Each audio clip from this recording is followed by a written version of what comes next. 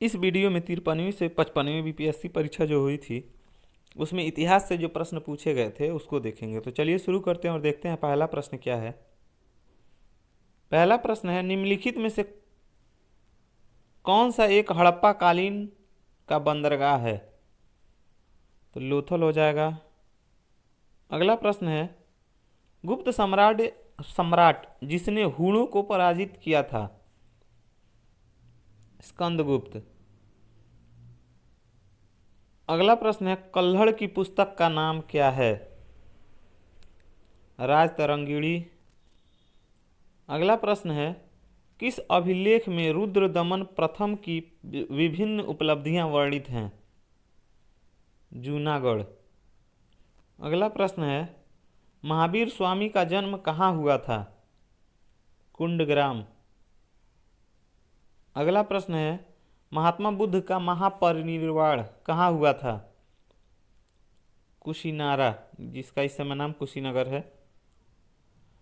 अगला प्रश्न है, महात्मा बुद्ध ने अपना प्रथम धर्म चक्र प्रवर्तन किस स्थान पर दिया था? सारनाथ।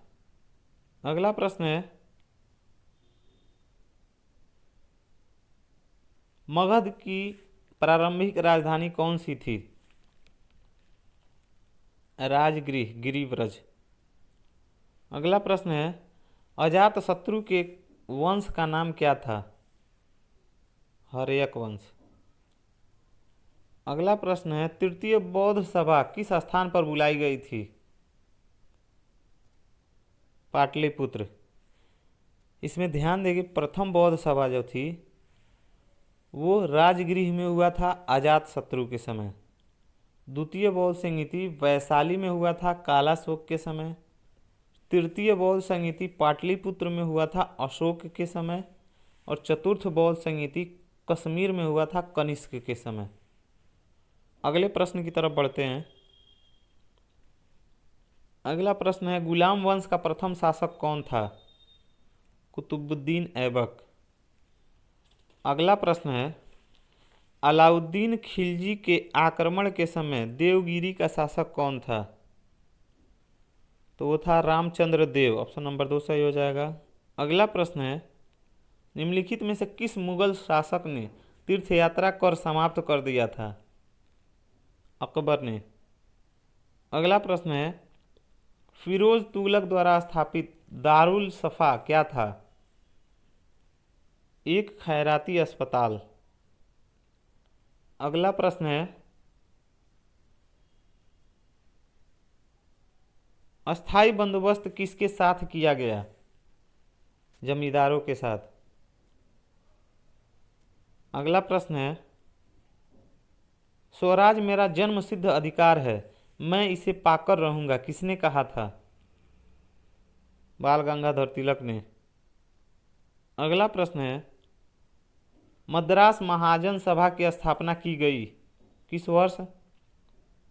मद्रास महाजन सभा रामस्वामी मुदालियर एवं पी आनंद चार्लू के द्वारा 1884 में स्थापित किया गया था। इसका प्रथम अधिवेशन 29 दिसंबर 1884 को हुआ था। इस ऑप्शन में है नहीं तो ये कन्फ्यूजन वाला क्वेश्चन है। अगला प्रश्न है, भारतीय राष्ट्रीय कांग्रेस के प्रथम अधिवेशन में कितने प्रतिनिधियों ने भाग लिया? 72। अगला प्रश्न है, स्वतंत्र भारत के पहले भारतीय गवर्नर जनरल थे? राजगोपालचारी, सी राजगोपालचारी। अगला प्रश्न है, national council council of education की स्थापना कब हुई? 15 अगस्त 1906 को। अगला प्रश्न है, असहयोग आंदोलन शुरू किया गया वर्ष किस वर्ष? 1920 में। अगला प्रश्न है, मॉन्टेग्यू चेम्सफोर्ड की रिपोर्ट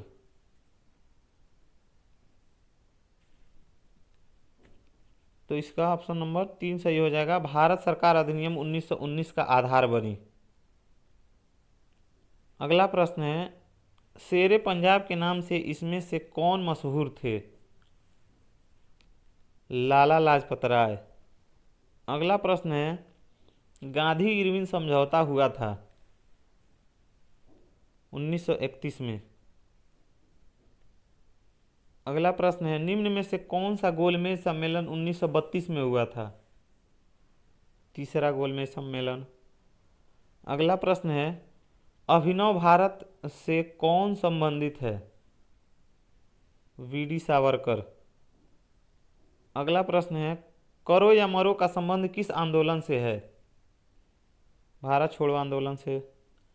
अगला प्रश्न है, प्रार्थना समाज के संस्थापक कौन थे?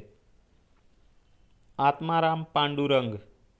अगला प्रश्न है, भारतीय पुनर्जागरण आंदोलन के पिता कौन थे?